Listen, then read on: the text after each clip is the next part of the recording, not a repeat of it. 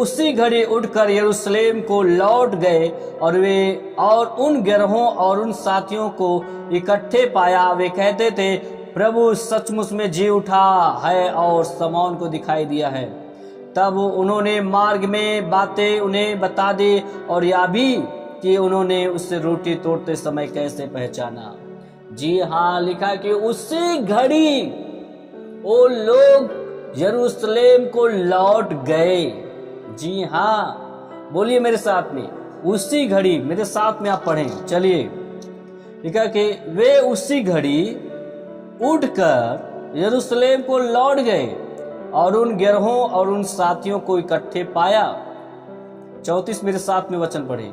वे कहते थे, प्रभु सचमुच जी उठा है और शमौन को दिखाई दिया है। जी हाँ मेरे प्रिय मेरे भाई बहन, आप यहाँ पे ध्यान दें, आपको समझने का प्रयास करें। यहाँ पे मैं सामर्थ्य कुछ बोलना चाहता हूं, सामर्थ्य शब्दों को। यहाँ पे ये लोग क्या किया, यरूशलेम से इम्माउस के मार्ग जो गांव था, 11 किलोमीटर की यात्रा वो लोग कर रहे थे चलते चलते। और फिर उसी समय यहाँ पे लिखा, उसी घड़ी वो यरूशलेम को लौट जाते हैं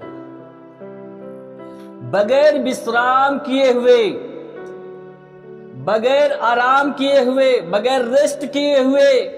वो लोग उसी घड़ी लौट जाते हैं यीशु के संदेश को सुनाने के लिए, यीशु मसीह के बारे में गवाही देने के लिए। वो लौट जाते हैं भाइयों के पास में, चेलों के पास में। ये एक उनके अंदर एक जोश था, एक जुनून था, वो प्रभु के वचन के प्रति, गवाही के प्रति, सुसमाचार को सुनाने के प्रति।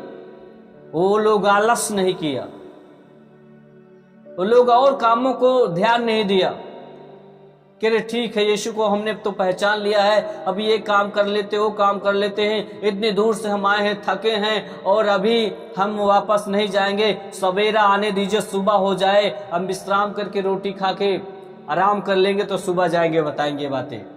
उन्होंने ऐसा भी नहीं किया और उन्होंने बगैर विश्राम किए हुए उसी घड़ी, आप लिखो उसी घड़ी, वो लोग लौट जाते हैं यरूशलेम को वापस।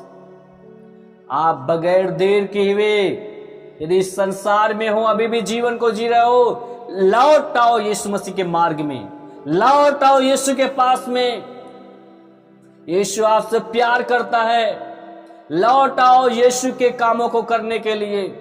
परमेश्वर आपको इस्तेमाल करना चाहता है, परमेश्वर आपको जिम्मेवारी देना चाहता है, परमेश्वर आपके द्वारा हजारों हजारों आत्माओं को बचाना चाहता है। शिक्षक, उपदेशक, पासवान, भविष्यवक्ता, अपोस्टल, प्रेरित लोगों की इस बात को समझने की जरूरत है। यहाँ पे प्रभु का वचन बता रहा है कि वो लोग उसी घड़ी लौट गए यरूशलेम को।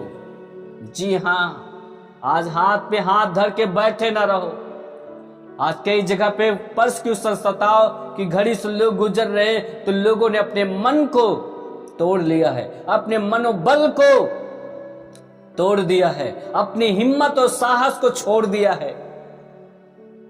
मेरे प्रिय, अपने मनोबल को, अपनी हिम्मत को, अपने साहस को आप मत खोइए। इसके बाद एक बहुत बड़ा काम होने के लिए जा रहा है यीशु मसीह के सामर्थ्य नाम में। आप क्या समझते हो, जहां जहां पे सताव हुआ वहां पे प्रभु का काम बंद हो गया? नहीं, उससे भयंकर बड़े बड़े काम, अनोखे काम हुए यीशु मसीह के सामर्थ्य नाम में। बड़े काम होने के लिए जा रहा है यीशु मसीह के सामर्थ्य नाम में। आप रिसीव करियो, आपके लाइफ में बड़ा काम होने के लिए जा रहा है यीशु मसीह के सामर्थ्य नाम में। प्रभु बड़े काम को करने के लिए जा रहा है। जहां जहां पे प्रभु के लोगों को सताया गया है, जहां जहां पे प्रभु के लोग सताव से गुजरा है, वहां प्रभु की निगाहें वहां पे है। प्रभु वहां पे बड़े काम को किया है। याद रखना, प्रभु का काम कभी बंद नहीं हो। अगर आप नहीं तैयार हो इस परसिक्यूशन की घड़ी को देखकर अपने चर्च, अपने पास्टर का साथ छोड़ दिया है, तो याद रखना, परमेश्वर के पास परमेश्वर के सेवकों की कमी नहीं है। 32,000 में 300 लोगों के द्वारा परमेश्वर विजय दिला दिया गिदोन को। याद रखना, परमेश्वर लोगों को छिपा के रखा। एलिया के भी समय में इजबेल की आत्मा जब नाश कर रही थी यहोवा के नबियों को, तो याद रखना, एलिया का तो अरे मैं ही बचा, अपना प्राण बचा कर आया हूं, इजबेल की आत्मा ने तो सबको नाश कर दिया। प्रभु ने कहा ऐसा नहीं है बेटा, अभी भी मैं 700 लोगों को, 7000 या 700 ऐसे लोगों को अभी भी मैं बचा के रखा हूं, जो बाल के सामने अभी भी घुटना नहीं टेके हैं, संसार के सामने घुटना नहीं टेके हैं।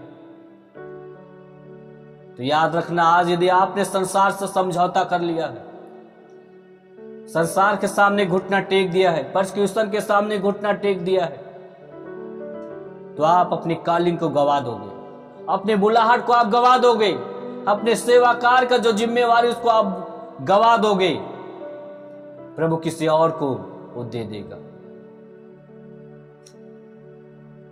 आप उस इनाम को आप प्राप्त नहीं कर पाओगे जो मसीह देने वाला है, जो प्रभु कहता है जो अंत तक प्राण देने तक विश्वास योग्य रहेगा वो जीवन का मुकुट पाएगा।